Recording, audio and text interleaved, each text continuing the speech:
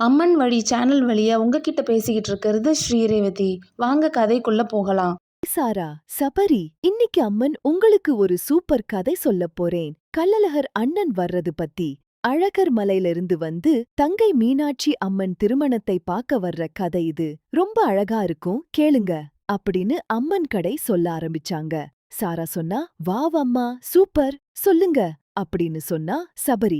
ஆமா அம்மா, கள்ளழகர் யாரு அப்படின்னு கேட்டான். அதுக்கு அம்மன், முதல்ல மீனாட்சி அம்மன் பத்தி சொல்றேன். மதுரையை ஆண்ட மலையத்துவஜன் மன்னன் காஞ்சனமாலை ராணி குழந்தைக்காக பார்வதி பரமசிவனை வேண்டி யாகம் செஞ்சாங்க. அப்போ பார்வதி அம்மன் யாக குண்டத்திலிருந்து 3 தனம், அதாவது 3 மார்பங்களா கொண்ட பெண் குழந்தையா வந்தாங்க. அந்த குழந்தைக்கு தடாதகைன்னு பேர். அவளோட பிறப்பு நோக்கம் என்னன்னா, மதுரைய காத்து ஆளுறதுக்கு திக்விஜயம் செஞ்சு உலகத்த வென்று சிவபெருமானை கண்டு திருமணம் செஞ்சு மதுரையில அருள் புரியறதுக்காக அவங்க ரொம்ப வீரமா வளர்ந்து எல்லா கலையும் கத்துக்கிட்டு ராணியா ஆட்சி செஞ்சாங்க. மதுரையின் புனித நிலத்தில பக்திவாசம் நிறைந்த இடத்தில் கோயில் மணிகள் ஒலிக்கும் இந்த புனித நகரத்திலெல்லாம் ஒரு மகத்தான தெய்வீக திருமணம் நடக்கிறது. இப்ப சுந்தரேஸ்வரர் பெருமான் பத்தி. சிவபெருமான் தடாதகையை மணந்துக்க மதுரைக்கு வந்தார். அவர் அவதார நோக்கம் என்ன தெரியுமா? கடம்பவன காட்டை அழிச்சு மதுரை நகரத்தை உருவாக்கி மீனாட்சியோட சிவசக்தி ஒன்றுபட வைக்க. தடாதகை திக்விஜயத்துல கைலாயத்துக்கு போய் சிவபெருமான கண்டு வெக்கப்பட்டு தலை குனிஞ்சாங்க. அப்போ 3 தனமும் போய் அழகிய மீனாட்சியா மாறினாங்க. பங்குனி உத்திரத்துல தங்க தேரகுதிரையில சுந்தரேஸ்வரர் வந்து திருமணம் செய்யா இருண். கள்ளழகர் ஐயா அழகர் கோவில்ல இருக்கிற சுந்தரராஜ பெருமாள் மீனாட்சியோட அண்ணன். அழகர்மலை பசுமை நிறைந்த மலைகளில் அவள் சகோதரர் கள்ளழகர் அழைப்பை பெறுகிறார். அழகர்மலையின் ஆழத்தில் கள்ளழகர் பெருமான் அமைதியாய் அமர்ந்திருந்தார். திருமண அழைப்பு அவரிடம் வந்ததும் அவரது முகத்தில் மென்மையான புன்னகை. சகோதரியை ஆசீர்வதிக்க அழகர் பயணத்தை தொடங்குகிறார். மீனாட்சி அம்மன் மதுரையின் அழகிய அரசி சுந்தரேஸ்வரருடன் திருமணம் செய்ய தயாராகிறாள்.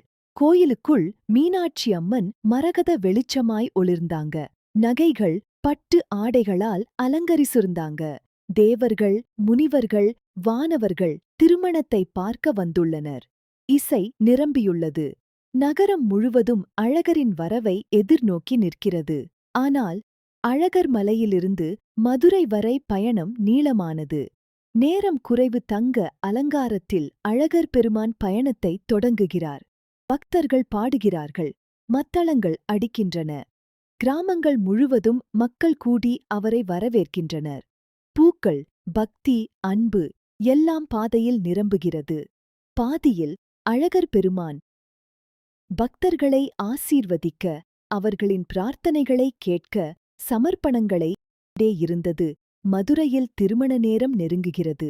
அழகர் மலையில இருந்து தங்கை திருமணத்துக்கு மதுரைக்கு வர்றதுக்கு வழியில நூபுர கங்கை, தேனூர் மண்டபம், வண்டியூர், 18 படி கருப்பனாசாமி பல மண்டபங்கள்ல நின்னு அலங்காரம் பண்ணிக்கிட்டு வந்தாங்க. ஆனா வைகை ஆற்றுக்கு வந்தப்போ திருமணம் முடிஞ்சிடுச்சு. தெய்வீக நேரத்தின்படி மீனாட்சி சுந்தரேஸ்வரர் திருமணம் நடக்க வேண்டும். காத்திருந்தாலும் அழகர் இன்னும் வரவில்லை. இருதயத்தில் கனக்கமும் நேரத்தை மதித்தும் புனிதத் திருமணம் நடைபெறுகிறது.